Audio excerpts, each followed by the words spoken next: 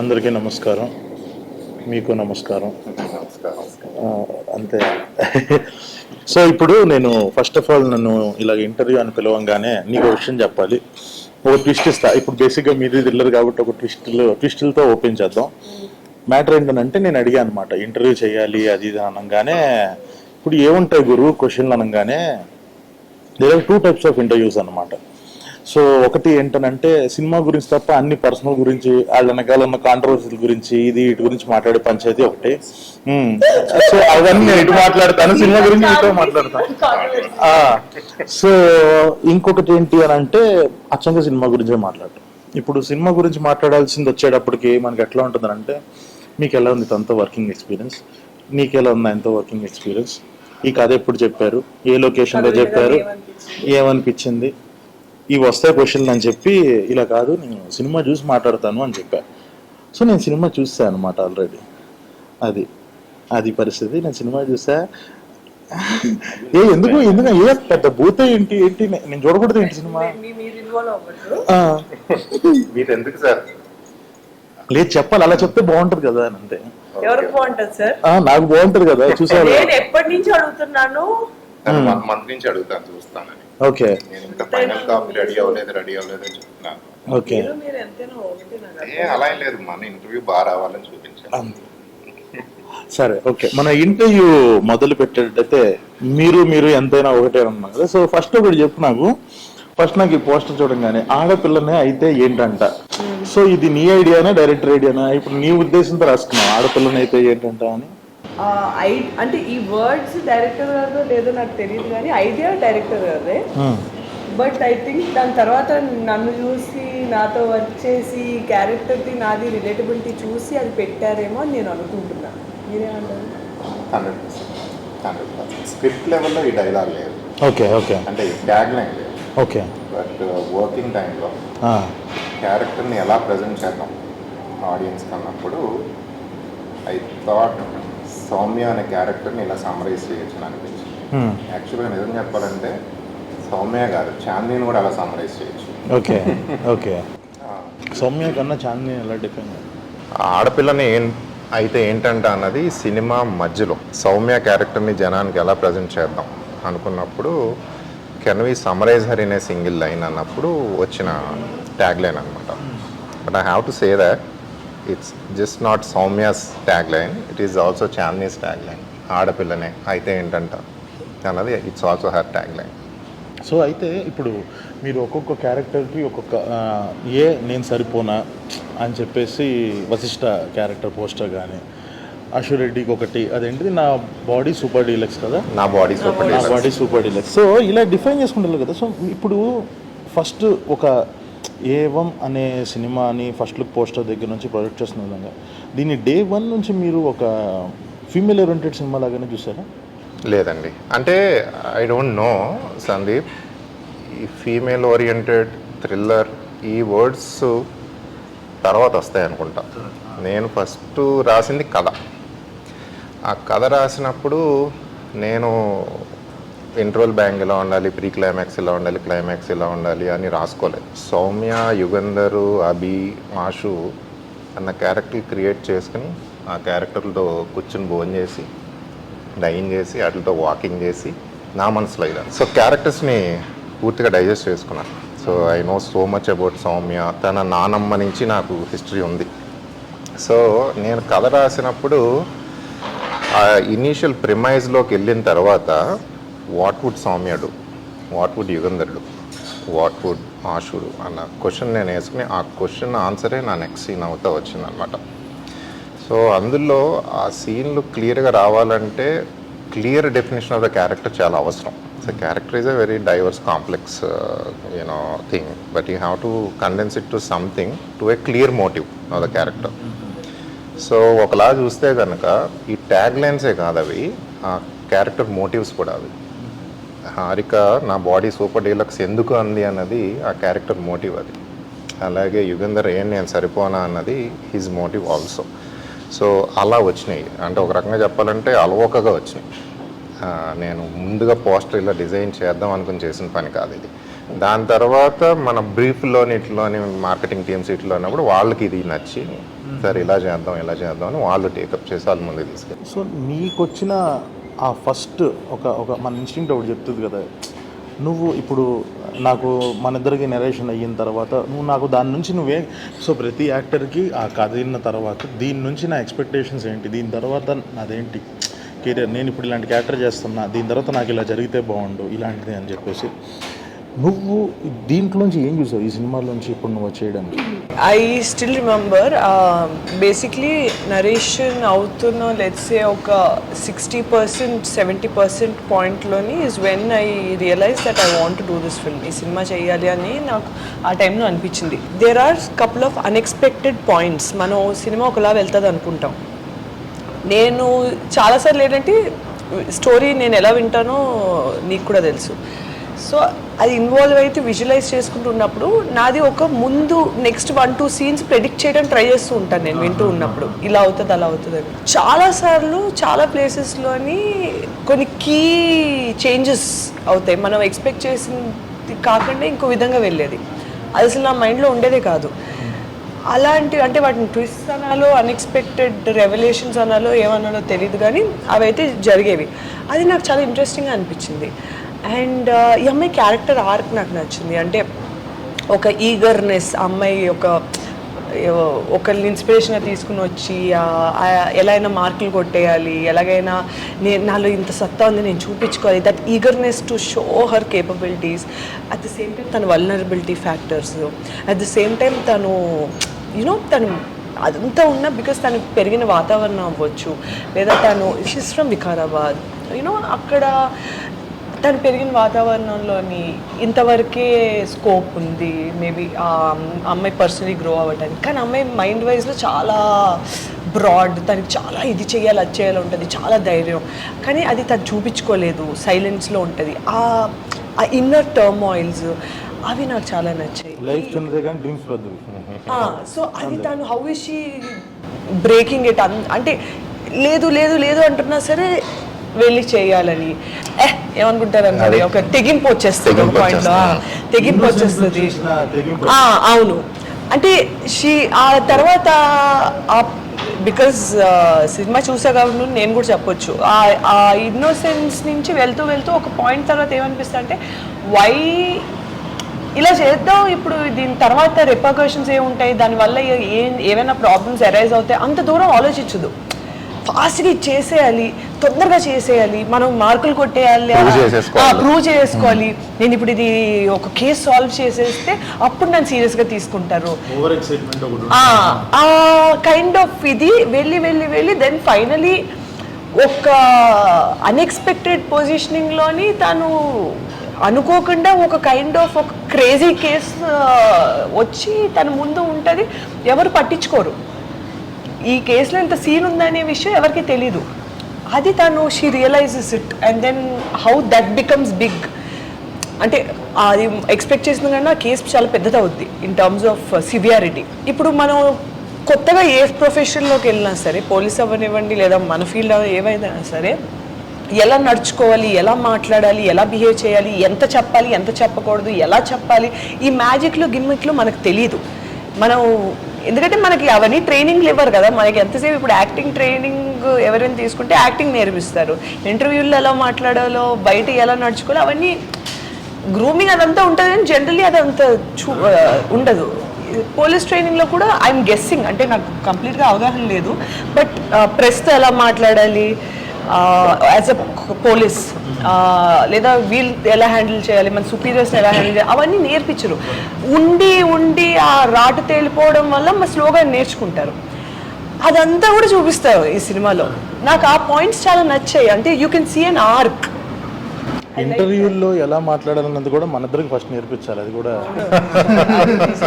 ఇప్పుడు నువ్వు నేను ఇంట్లో కూర్చొని క్యాజువల్గా మాట్లాడి మీ ఇద్దరు కంపేర్ టు మీ సీనియర్స్ ఇక్కడ ఇంటర్వ్యూస్ లో, అందుకే కంఫర్టబుల్ గా కూర్చోవడం వల్లే కదా మాకు ఈ ప్రాబ్లమ్స్. నేను కూడా అంతే, ఇలా కూర్చోకుండా మన ఇలా వెనకాల కూర్చొని మాట్లాడినందుకు నాకు చాలా యాటిట్యూడ్ అన్న పేరు వచ్చింది. సో అదే అంటుంది మాత్రం దానికి పిల్లలరా మీరు. సో నాకు ఈ క్యారెక్టర్, ఈ సౌమ్య క్యారెక్టర్ నేను ఎందుకు ఒక ఆ ఫీమేల్ క్యారెక్టర్కి అలా కనెక్ట్ అవ్వటము అది ఏంటి అని అంటే, సో నేను కూడా బయట స్వతహాగా చాలా ఓవర్ ఎక్సైటెడ్గా అయింది. సో ఇది బాగా సుహాస్కి కానీ ఎస్కేఎన్ గారికి కానీ బాగా నాతో వర్క్ చేసేవాళ్ళకి వీళ్ళందరికీ తెలుసు. ఏంటి అని అంటే ఇలాంటి సిచ్యువేషన్లో ఎలా వస్తుంది అంటే, నేను బాగా ఒక క్యారెక్టర్కి ఎంపథైజ్ ఎందుకు చేసుకోగలిగాను అని అంటే, మనం ఒక ఒక ఒక కైండ్ ఆఫ్ రూల్ ఒకటి ఉంటుంది. నువ్వు ఇలా వెళ్ళాలి, ఈ టైంలో ఇది చేయాలి, ఈ టైంలో ఇది చేయాలి. నేను ఏదో ప్రూవ్ చేసుకోవాలన్న తపనలో నేను ముందే కొన్నిసార్లు చేసేసినప్పుడు కొన్నిసార్లు ఏమవుతుంది అని అంటే, సో ఒకవేళ అది ఫెయిల్ అయింది, మనం వేసిన స్టెప్ ఫెయిల్ అయింది అని అంటే ఆ ఫెయిల్యూర్ నువ్వు ఒక్కడివే అనుభవించాలి. సక్సెస్ అయిందని అనుకో, ఇప్పుడు ఈ అమ్మాయి వెళ్ళింది, సౌమ్య అనే అమ్మాయి వెళ్ళి తను ఒంటరిగా వెళ్ళి ఒకటి ఏదైనా సాధించింది అనుకో, yes we got a clue అని పోలీస్ డిపార్ట్మెంట్ మొత్తం అంటది. వాళ్ళదానికి అసలు నేను ఎవడాలమన్నాడు అంటారు. ప్లస్ ఇన్హరెంట్గా తనకున్న ఇంకొక ప్రాబ్లం ఏంటి, ఆడపిల్ల అనేసరికి సరే నువ్వు ఉండమ్మా నేను వెళ్తాను, లేదా నువ్వైతే ఎందుకమ్మా నీకు ఇదంతా? నువ్వు ఇన్ ఫైల్ సెక్షన్స్ చూసుకో, మర్డర్ కేసు నీకెందుకు, తనకి ఈ అడ్డంకులు ఉన్నాయి కాబట్టి she's more eager to prove herself. So ఆ చూపించుకోవడానికి ఏంటంటే ప్రోటోకాల్స్ వైలేట్ చేసేస్తుంది సౌమ్య. సో వైలేట్ చేసింది తప్ప ఒప్ప, సినిమా ట్యాగ్లైన్ అది కదా, ఏది తప్పు ఏది ఒప్పు. సో ఏవమ్మన్న టైటిల్ కూడా అందుకే వచ్చింది. అసలు ఏంటిది ఏవమ్మంటే ఏంటి నాకు ఇప్పటికీ అర్థం కాలేదు. ఫస్ట్ ఒకసారి అది చెప్పండి. Yes. ఎందుకంటే నేను నా ఆన్సర్ చేయలేకపోతున్నాను సార్. బయటికి వెళ్తే అవునా? What so see why is it called ఏవో? So it does happen. ఆయన ఇట్ డస్ హ్యాపెన్ క్యాప్ అయితే పెట్టుకున్నారు. ఓకే, ఇప్పుడు ఏవమ్మంటే ఏంటి అదే? సో ఎందుకు ఏవం పెట్టానో చెప్తాను. దాని తర్వాత మీకు ఒక చిన్న ఇంకొక హింట్ కూడా ఇస్తాను, అది ఇంటికి వెళ్ళి ఆలోచించండి.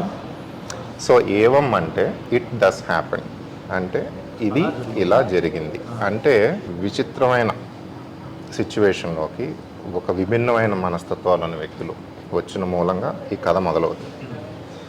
సో చాందిని సౌమ్యది ఒక పోరాటం, తను ప్రూవ్ చేసుకోవటం, యుగంధర్ది ఒక మోటివ్, అభికి ఒక పోరాటం, హారికది ఒక పోరాటం ఉంది.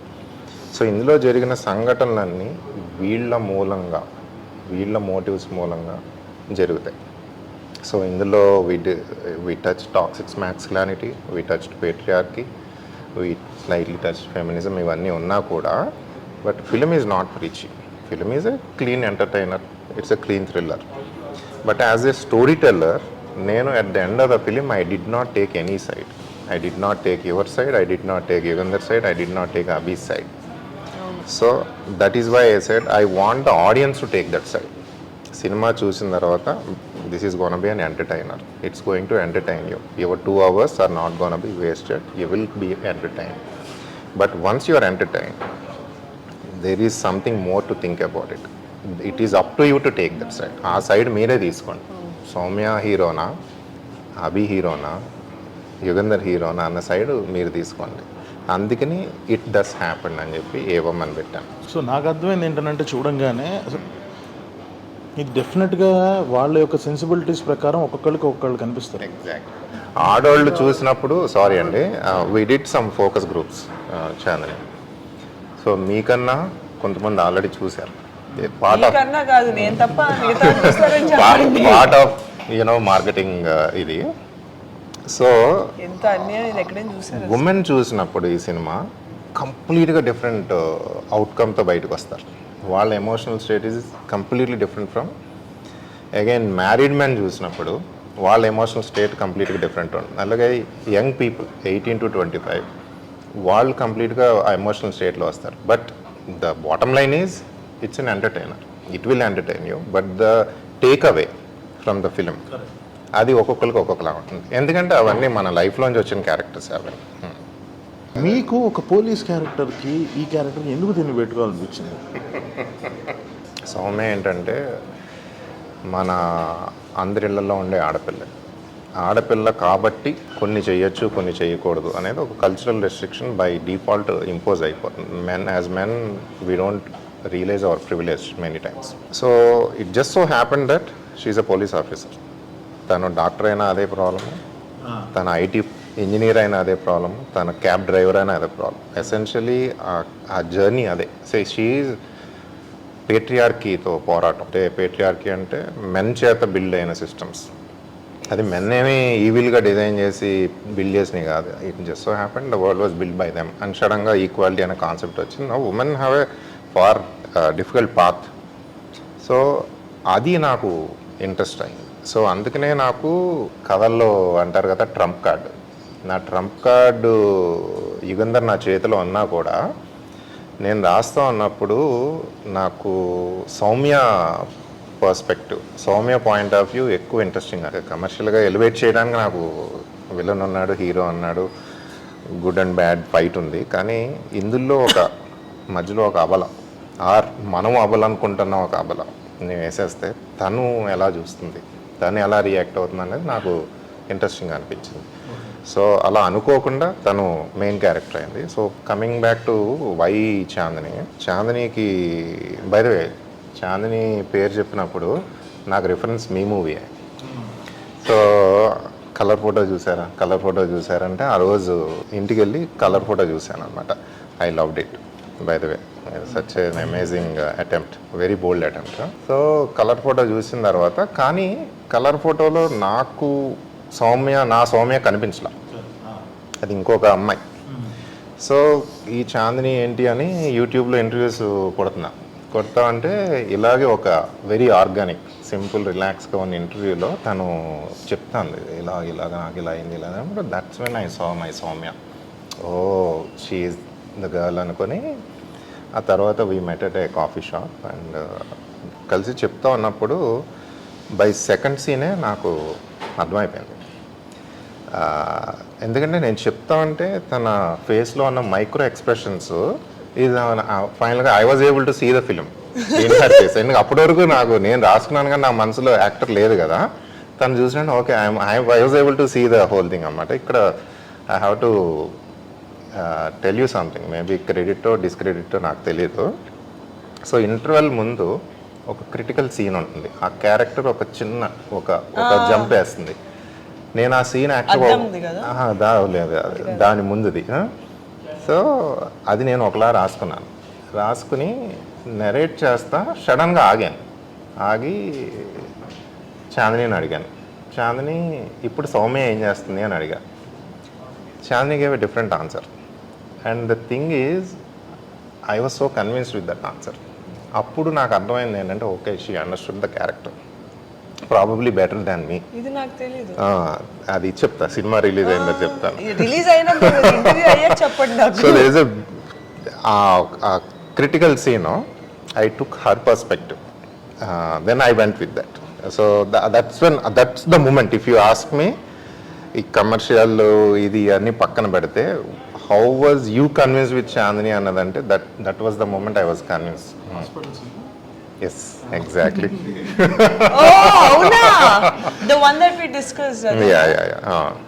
అంత చిన్నది అంత ఇంపాక్ట్ఫుల్ గా నాకు అప్పుడు అర్థమైంది.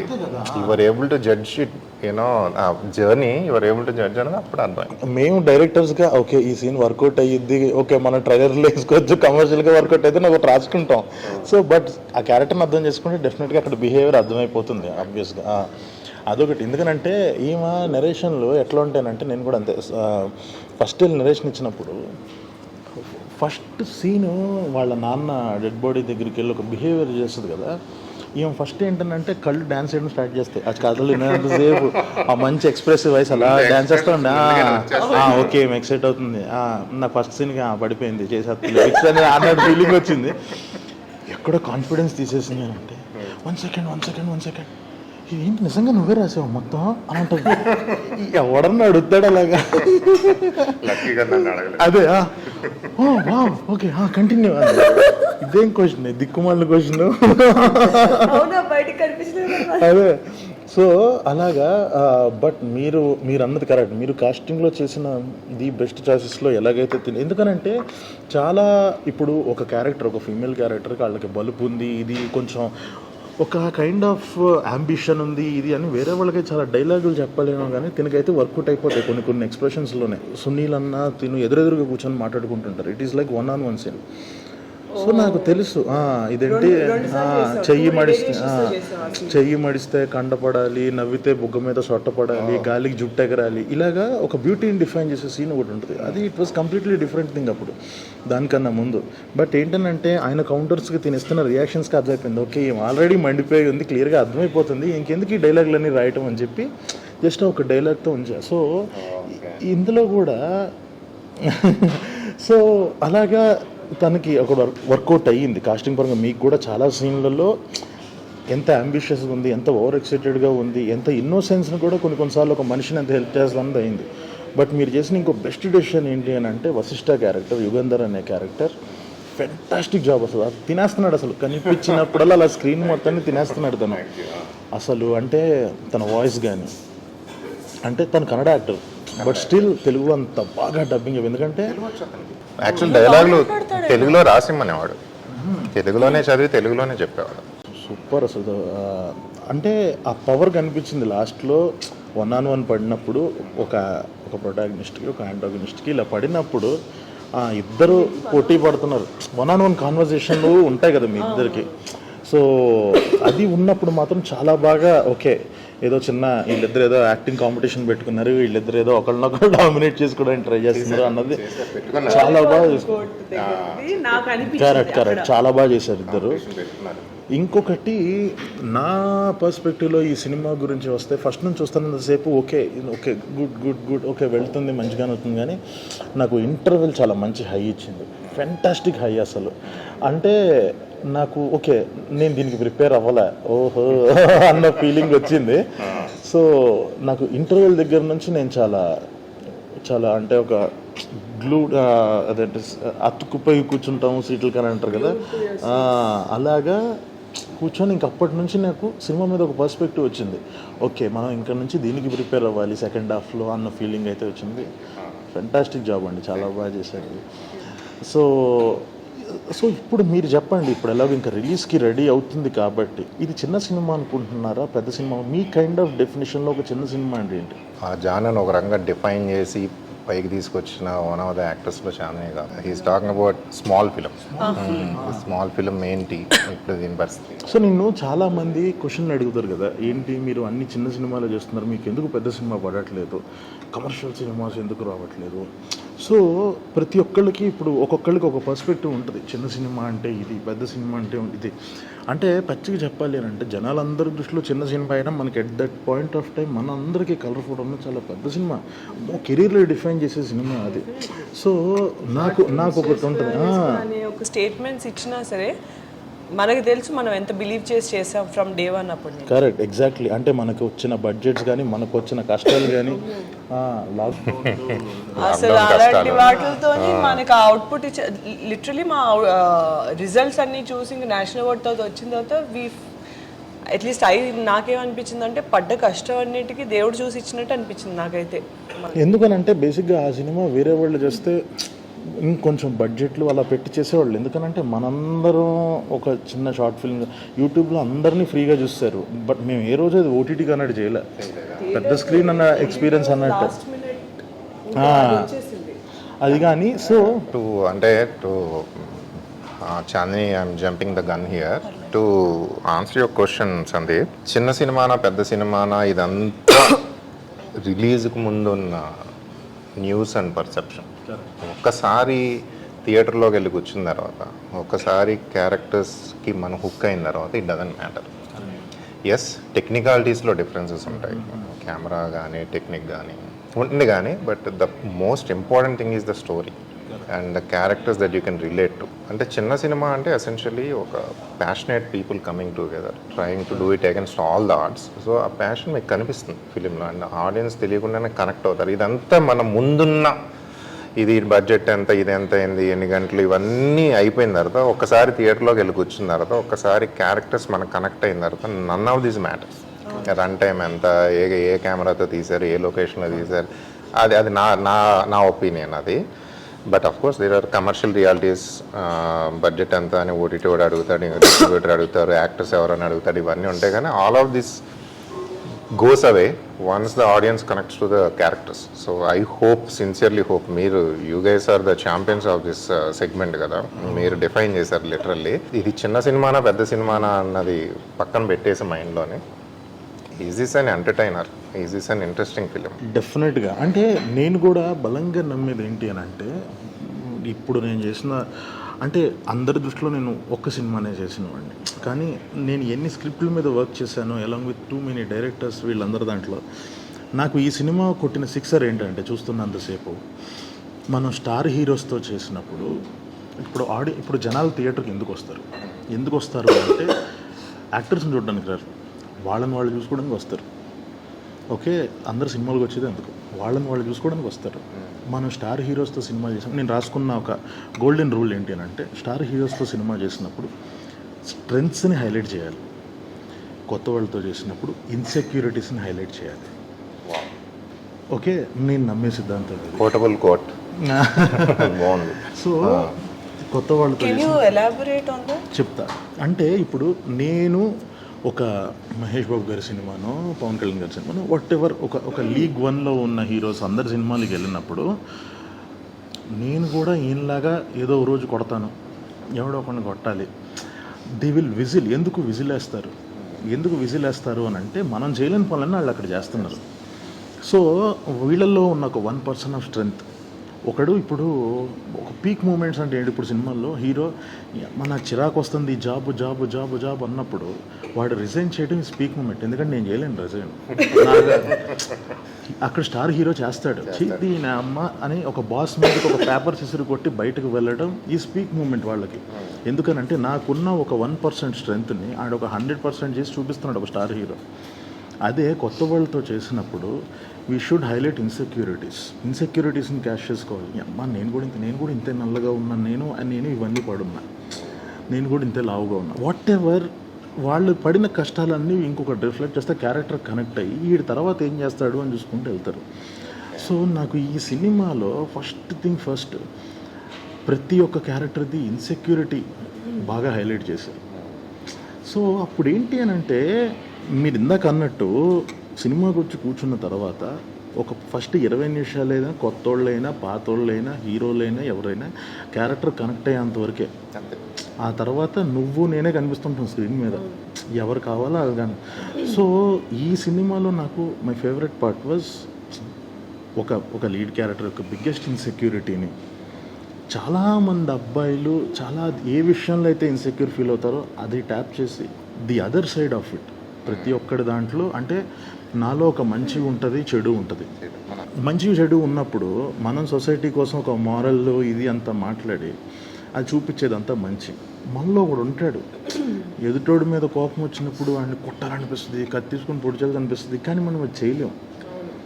సో ఈ కైండ్ ఆఫ్ విషయాల్ని, అంటే ఒక మంచికి చెడుకి మధ్య ఉన్న గీతని కరెక్ట్గా ప్రొజెక్ట్ చేసిన విధానం నాకు చాలా బాగా నచ్చింది.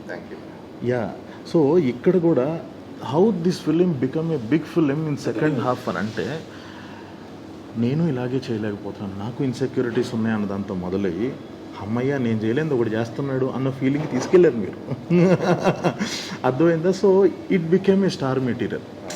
లాస్ట్ మనకి స్టార్ హీరోస్ ఏం చేస్తారు, నేను చేయలేదు ఆడు చేయలేకపోతున్నాను, స్టార్ హీరోస్ చేయాలి. సో లాస్ట్కి నేను చేయలేకపోయేది ఒకటి చేస్తున్నాడు, ఈ క్యారెక్టర్ కూడా నాలంటోడే, కానీ నేను చేయలేకపోతే వీడు చేస్తున్నాడు అన్నది మీరు తెలివిగా చూపించారు. ఓకే, వినటానికి భలే ఉంది. సో చెప్పండి ఇది బాగుంది మళ్ళీ చెప్పండి అన్నట్టు. సో అదే అంటున్నా. Very well good, thank you. Yeah, so అలాగా ఇట్స్ టూ గుడ్, నాకు అది చాలా బాగా నచ్చింది ఇన్సెక్యూరిటీ. సో ఫైనల్గా నేను ఏంటంటే ఈ పాయింట్లో నేను చెప్పబోయేది ఏంటి అని అంటే, ఒక ఇన్సెక్యూరిటీస్ని మనం చేసిన ప్రతిసారి ఏ రోజు సక్సెస్ వదిలి వెళ్ళింది లేదు. జస్ట్ లైక్ బేబీ, ఇప్పుడు బేబీ చూసినట్టు సో కలర్ ఫోటోలో కైండ్ ఆఫ్ ఇన్సెక్యూరిటీస్, బేబీలో ఒక ఫైనాన్షియల్ స్టేటస్, ఒక ఆనంద్ లాంటి క్యారెక్టర్ ఒకటి చూసే ఇన్సెక్యూరిటీస్. సో ఇలాగా యంగ్ బ్యాచ్ ఒక ఎదగాలి అనుకునే వాళ్ళు ప్రతిసారి ఇన్సెక్యూరిటీస్ని ట్యాప్ చేసిన ప్రతిసారి ఏ రోజు సక్సెస్ వదిలింది లేదు. సో డెఫినెట్గా దీనికి అది ఎస్ ఇది వర్కౌట్ అవుతుంది అని బలంగా నమ్ముతున్నాను. Thank you so much. Yeah, ఇందాక ఏవం గురించి ఇంకొక హింట్ ఇస్తాను అన్నాను కదా, ఆ హింట్ ఏంటో మర్చిపోయారు. సో ఈ వర్డ్కి ఇంకొక ఆరిజిన్ ఉంది. 4 లైన్స్ సింబల్, మన ఇండియన్ సింబల్, కాన్స్టిట్యూషన్ సింబల్. కింద ఏమని రాసి ఉంటుంది, సత్యమేవ జయతే, ఏవా ఏవం. సో ఒకసారి అది కూడా I'm just dropping A hint. ఆ మీనింగ్ కూడా సినిమా చూసిన తర్వాత ఆ మీనింగ్ కూడా కనెక్ట్ అవుతుంది. అదే ఎందుకు ఈ సాంస్క్రిట్ శ్లోకాలు ఇవన్నీ మీరు వాడాలనుకున్నారు ఆర్ఆర్కి? అలా అనుకోలేదండి, అనుకోలేదు టు బి ఆనెస్ట్. యాక్చువల్గా సెకండ్ హాఫ్లో ఒక థ్రిల్లింగ్ మూమెంట్ ఉంటుంది. సౌమ్య ఇన్వెస్టిగేషన్లో ఒక key moment and it's a true thriller scene, your quintessential thriller scene. So మేము ఇది ఎడిట్లో కట్ చేసుకున్నప్పుడు రఫ్ వర్షన్ మేము ఒక ట్రాక్ ఇంటర్నెట్లో తీసుకుని పెట్టుకున్నాం. సో నేను మా మ్యూజిక్ డైరెక్టర్ కీర్తన పెద్ద మార్చొద్దు దీన్ని, కావాలంటే విల్ బై దిస్ ట్రాక్, లేదంటే సిమిలర్ ఇవ్వండి నాకు, ఎందుకంటే అప్పటికి మేము అందరం కన్విన్స్ అయిపోయాం. ఎందుకంటే అప్పటికి 20-30 సార్లు చూసాం అందరం అదే ఆ ట్రాక్తో, దానికి ట్రాక్ కట్ చేసాం కూడా. వన్ డే తర్వాత షీ కాల్డ్ మీ, సెడ్ నేను అది చేయనండి అంటే, మరి అదేంటి ఏం చేస్తారు అంటే, నేను అక్కడ ఒక శ్లోక పెడతాను థ్రిల్లర్ మూమెంట్లో, ఇదేంటి అంటే నో ఐల్ ట్రై. అప్పుడు ఇద్దరం కలిపి we did some research. So ఒక శ్లోకం దొరికింది, అందులో ఏవం అన్న పదం ఉంది అండ్ ఆ శ్లోకానికి ఒక మీనింగ్ ఉంది. ఆ మీనింగ్ యాక్చువల్గా reflects the psychology of both the characters, Yugandhar and Soumya అనమాట. సో అది యాక్చువల్గా ఆ శ్లోక పెడితే ఆ సీన్ ఇంకా స్పూకీగా వచ్చింది. నేను ఎప్పుడు ఎక్స్పీరియన్స్ చేయలేదు అది. అది కంప్లీట్ డిఫరెంట్ ఎక్స్పీరియన్స్ వచ్చింది అనమాట. సో దాంతో ఏమైందంటే it became literally the voice of the film towards the climax, it became the voice of the film. So అది అలా అనుకోకుండా వచ్చిందండి. ఇంక when it comes to title చాలా కొట్టుకున్నాం స్టార్టింగ్లో. నాకు I'm not taking any sides, ఇది ఇలా జరిగింది అన్నది అది ఉంది నాకు. ఇంకొక మీనింగ్ ఏంటంటే ఏవం అంటే ఒకటే అంటే ఏంటంటే what women are seeking, what men are seeking is at the end of the day same, both. ఏంటంటే లవ్ అండ్ పీస్, అందరూ పోరాటం. కాకపోతే the way men look for it and the way men express it is so different from the way women look for it and women express it. ఈ కాన్ఫ్లిక్ట్లో నుంచి వచ్చిన characters ఇవన్నీ ఒక రకంగా మీరు గమనిస్తే. So at the end of the day ఇద్దరూ వెతుకుతా ఉన్నది ఒకటే అన్నది ఏవం అనిపెట్టి. యాక్చువల్గా గుర్తుందో లేదో మీకు, మీదిని గంగాది లాస్ట్లో ఒక సీన్ ఉంటుంది, అది సినిమాలో లేదు కానీ, బట్ అది that was the intention of the film అనమాట. అలాగా నేను ఆ వర్డ్స్ వెతుకుతా నాకు ఒక అలవాటు ఏంటంటే ఆ వర్డ్ రూట్స్ వెతుకుతా, ఆ రూట్లో నాకు ఇది దొరికింది. మనం కొన్నిసార్లు అంతే, మనకు తెలియకుండానే కొన్ని రాసి కొన్ని సడన్గా మ్యాచ్ అవుతాయి, రూట్స్కి మ్యాచ్ అవుతాయి. అంటే మనం కరెక్ట్ డైరెక్షన్లో ఉన్నామని అర్థం, కంగారు పడాల్సిన అవసరం లేదు. అంటే ఎక్కడో ఒక హాలీవుడ్ ఫిల్మ్లో ఎవడో ఒక పెద్ద డైరెక్టర్ ఎవరో ఒకరు చేసిన దాంట్లో సిమిలర్ సీన్ తగిలినప్పుడు నేను బాగా రే మళ్ళాంటిదే అని బాధపడటం కన్నా, పర్లేదు మనం కూడా ఈ స్కేల్లో ఆలోచిస్తున్నాం మనం అన్న అదొకటి తగులుతుంది సరే, అది ఇచ్చే కాన్ఫిడెన్స్ వేరు. మనం ఒక టైటిల్ అనుకున్నాము, తర్వాత దాని ఆరిజిన్ దగ్గరికి వెళ్ళినప్పుడు అరే ముందుది వెనకది కూడా మ్యాచ్ అవుతుంది ఏంటి అసలు ఎప్పుడు అనుకోకుండా. ఎగ్జాక్ట్లీ ఎలాగైతే ఒక కథ ఆ పాత్రలను కోరుకుంటుందో, ఆ పేస్ని కోరుకుంటుందో, అలాగే కొన్నిసార్లు టైటిల్ని కూడా కోరుకుంటుంది. సో ఫైనల్గా నేనైతే చూసిన వాడిగా చెప్తున్నాను, it's a very good film. అంటే చాలా నాకు ఏదో మనం ఒక థ్రిల్లర్ తీస్తున్నామా, మనం ఇలాంటి సినిమా చేసేయాలి అని చెప్పి రాసినట్టు కాకుండా ఒక డైరెక్టర్ యొక్క వాయిస్ కనిపించింది నాకు అందులో, మీ యొక్క థాట్ ప్రాసెస్ కనిపించింది. అది చాలండి, మీరు అసలు కంగారు పడాల్సిన అవసరం లేదు. సో అందరికీ నచ్చుతుంది. అండ్ మీరు అన్నట్టుగానే డిఫరెంట్ పర్స్పెక్టివ్స్, అంటే నువ్వేం అర్థం చేసుకున్నావు ఈ సినిమాని అని అడిగిన తర్వాత నీకు నచ్చిందా నచ్చలేదా అన్నది పక్కన పెడితే, నచ్చకపోవచ్చు ప్రతిదానికి, బట్ ప్రతి ఒక్కడు ఆ సినిమాను ఒక రకంగా డిఫైన్ చేస్తారు కదా, అక్కడ తన సెన్సిబిలిటీస్ ఏంటన్నా చెప్పేసి ఈ సినిమా విషయంలో. సో ఇది ఒక క్యారెక్టర్ స్టడీ లాగా, కేస్ స్టడీ లాగా కూడా వాడుకోవచ్చు. ఓకే, సో డెఫినెట్గా ఎగ్జాక్ట్లీ పర్సనాలిటీ డిఫైన్ చేయొచ్చు. That's the best thing about this film. ఇద్దరికి ఆల్ ద వెరీ బెస్ట్. ఇరగదేయండి, ఇంకా ప్రమోషన్స్ గట్టి చేయండి, అంతే చేయి, ప్రమోషన్స్ గట్టి చేయండి. మామిడి పంటలో బాగోపోయినా అంతే. So thank you so much. So మీరు సినిమా చూస్తానన్నప్పుడు కొంచెం టెన్షన్ ఫీల్ అయ్యాను, కలర్ ఫోటో డైరెక్టరు నా సినిమా చూస్తున్నారు అని. సో సినిమా మీరు చూసిన దాని తర్వాత బాగుంది బాగాలేదు మీరు అన్నట్టుగా ఇట్స్ ఏ సబ్జెక్టివ్ ఒపీనియన్. తర్వాత మన ఇద్దరికి జరిగిన డిస్కషన్ నేను చాలా బాగా చేశాను. అంటే మీరు అడిగిన questions the sensibility, I really like the sensibility. And ఇంకొకటి, you graciously offer to interview us. This is our first interview together. And actual మీతో మాట్లాడిన తర్వాత ఇంకా కాన్ఫిడెన్స్ వచ్చింది మాకు, దిస్ ఫిల్మ్ విల్ గో అని. Thank you so for much. that. All the very best.